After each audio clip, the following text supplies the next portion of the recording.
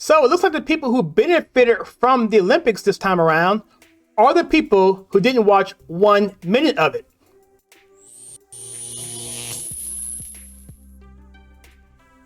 Hello, my name is Kyle and welcome to the channel. Here we take pop culture and politics and filter it to you right. In this video, I'm going to talk to you about the China Olympics, the ones that no one watched, and the impact it had from an advertiser standpoint, from a producer standpoint, from a China standpoint, and from people who just don't care standpoint. And I'm going to give my conservative take on the comparison that I just discovered about the 1980 Soviet Union national hockey team when they played the US in Lake Placid.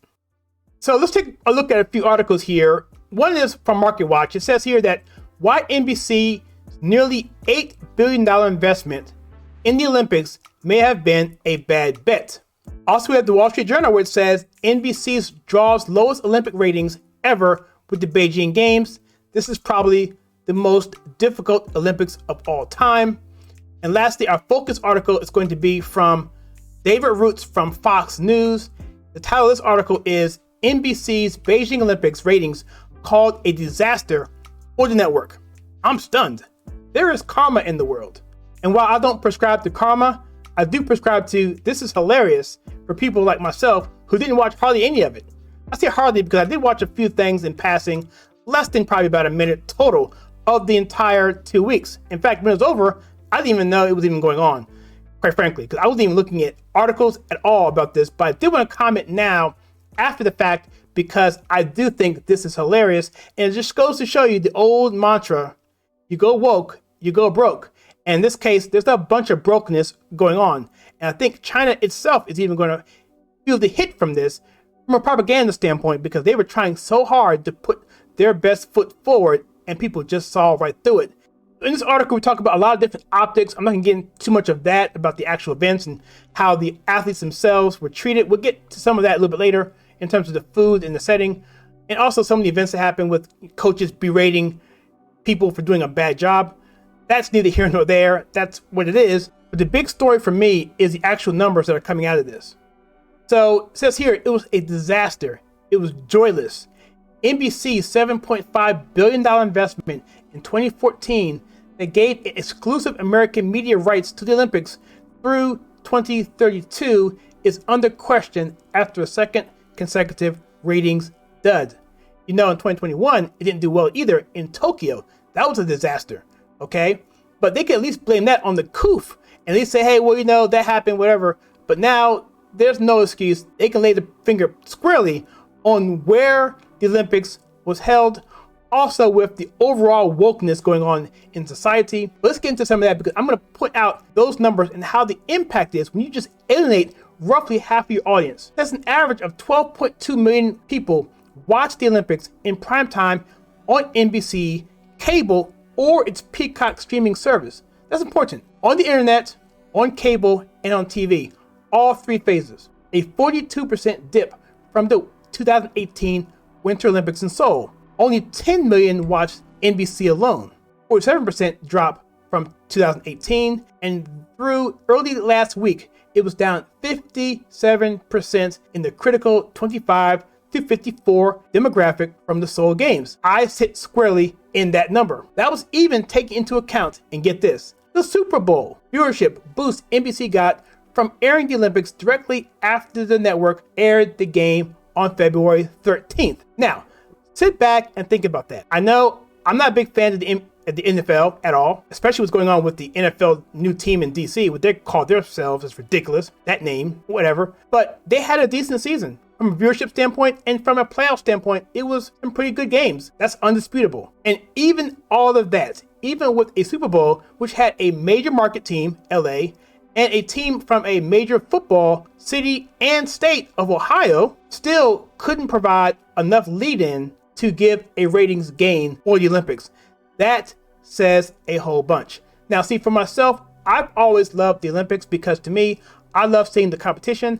I don't care if it's basket weaving because I know that those basket weavers spent their entire lives perfecting basket weaving. And now they're at their individual Super Bowl. And now they're competing at the highest level. And I like seeing that kind of competition even if it's only every 4 years, because I just like that. And so for me, not watching the Olympics is, to me, a sad thing. I love watching the Olympics. I literally watched in Lake Placid when the US hockey team beat the Soviets. And I knew it was big. I didn't know how big it was, but now I do. But I was there, and it was just a cool thing to watch and behold with the family. But now those days are gone, especially considering how the media and NBC and other people snub their noses at us, treat us like imbeciles, and just take us for granted and expect us to kowtow to them, to watch and to support them, and to eventually, inevitably, put money in their pockets from our viewership and their ad dollars. I don't think so. It says that viewers stayed away in alarming numbers, and NBC has to wonder whether it was extraordinarily bad luck, no, or if the brand of a once unifying event for tens of millions of people is permanently tainted. Once unifying. Those are the key words here. Once unifying, meaning it was unifying once, but no longer is it unifying. And that's what I was mentioning before. And this isn't even their first rodeo. I mentioned 2021, Tokyo. They only averaged 12.9 million primetime viewers, its smallest summer audience since NBC began airing them in 1988. NBC's total Olympics dropped in Tokyo, 49% viewership compared to Rio de Janeiro in 2016, and 58% compared to 2012 London Games. You have the situation with the Uyghurs, who are a minority in China, who are being persecuted. There are personal accounts of these people have horrible things done to them.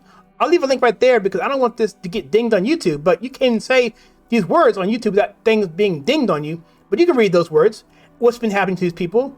And yet they had one of these Uyghurs be a torchbearer. I mean, isn't that a kick in the pants? I mean, that to me is just a total insult. It's just putting a face on something that is so horrendous and trying to cover it up by just giving the symbol of a person carrying a torch. Ridiculous. Then you had them take a Chinese military commander who was involved in deadly clashes with the Indian border in 2020 and made that person a torchbearer, angering India. And we all know that India and China, there's no love lost there. They don't like each other. And so that didn't make that any better. And so we see China just putting on this image, this propaganda image that I'm going to talk to you about in my conservative take here, about what they're trying to project in terms of we're the biggest, the best, we're going to have the best, athletes and all of this, even though we're going to use American and Canadian born players for our hockey team. Whatever they can do for propaganda to put forth the image of their country, it's almost like they're just some petty little child that has to just say, I'm this way. I'm good, aren't I? I'm the best, right? Aren't I? I'm the best, right? Putting forth any kind of propaganda or any kind of image of themselves to make themselves look better. To me, it's just an utter slap in the face. It shows insecurity, and it's just really embarrassing, quite frankly. We all know better. We even saw how China tried to manipulate the medal count in 2021. Where they fell behind, and then they tried to count, I think they were Taiwan's medals, so that they could count to their own. Whereas before, they weren't even including them. And the famous author and prominent Chinese critic, Gordon Chang, said this. He said, quote, "It's not alleged human rights violations, they're atrocities. There's genocide as determined by both the Trump and Biden administrations. They're crimes against humanity, and the coverage, and this is not just the US media, it's around the world. That you see there is an unwillingness to call it out for what it actually is," unquote. Fantastic quote. You nailed it. It flies in the face of what we see with LeBron James and John Cena. In fact, you had Bill Maher recently call those two out and one other person about them kowtowing to China. It's really embarrassing. Even in the recent series by Netflix, Last Chance U Basketball, there's a quick clip in there where one of the players says that LeBron James is basically a shill for China. It's really quick. If you turn away, you'll miss it, but it's really good. And even kids nowadays know this. And then you have complete morons like ESPN's J.A. Adande, who said that the U.S. had no place to criticize China because of, among other things, Republican voting laws. What? Quote, "And who are we to criticize China's human rights records when we have ongoing attacks by the agents of the state against unarmed citizens, and we got assaults on the voting rights of our people of color in various states in this country," unquote. He said this in a show on ESPN called Around the Horn. Here's another quote here. This is from Chang. He said this is just a leftist talking point, but it's utterly absurd. First of all, there's no comparison to what's happening in the US versus what's happening inside China. To say that people shouldn't complain is really to say these practices should continue. So this is an illogical argument, and an argument that only serves the worst regimes on earth. Bam! That's exactly right. He said it better than I could.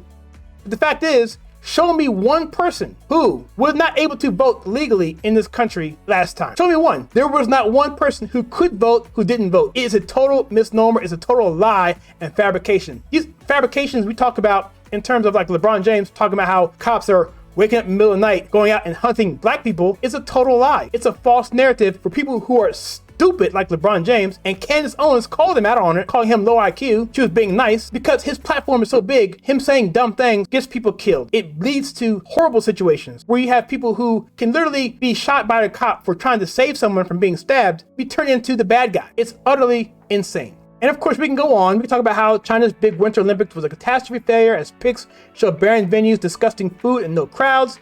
I'll go through this quickly. Pictures of the food that the Olympic athletes are getting. They're basically we're saying we aren't being fed. We aren't getting the calories we need. It's horrible. And they're being locked up because of these COOF regulations, which are overbearing, putting people up in the village, which was leaking roofs and all kind of horrible things here. All through this was just something that was just not a good face for China.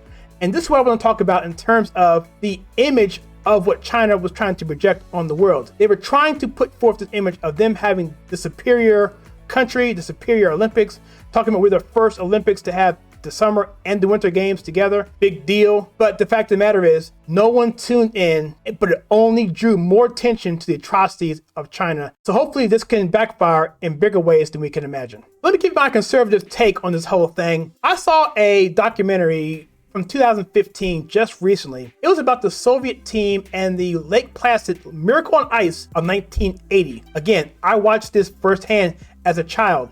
It was awesome. It was amazing. But this particular documentary covered it from the Soviet standpoint. And the long and short of it is this. Soviet Union, after coming out of the Cold War or coming into the Cold War, were trying to put forth an image to the world that they were superior in all things. And sports and the Olympics was a focus on the Soviet Union. So they looked to build sports programs that could accentuate the strength of the Soviet Union. So hockey was one of those, by winning the most gold medals and being dominant. And so they did, until they met up against the US team, amateurs, in Lake Placid in 1980. And so we got a chance to see America at the time, 1980, just coming out of Jimmy Carter and the horrible era there, being unified under this team of ragtag players who were just put together, happenstance, who beat probably the greatest hockey team the world has ever seen. And some say, even to this day, the greatest team that's ever assembled. They lost to America. And so there's a sermon there as well. And if you can't figure it out, talk to me later and I can maybe explain it to you. And so the important thing is this. How much time did you spend watching the Olympics? Was it a minute, 2 minutes, an hour, 2 hours, 20 hours? What? I'm curious to know what you think. Please comment below. I'd be curious to know what you guys say. And also, what's your thoughts about what's going forward with the Olympics? Do you think people are going to continue to watch it? Are you going to continue to watch it? If it does happen to come to a country and they apologize for the things they've done, would you come back and watch the Olympics and support them? Personally, I probably would, only because I'm a sucker for this kind of stuff. But at the same time, I can understand if no one ever wants anything to do with the Olympics ever again. And while you're at it, please check out some videos that we have for you right here.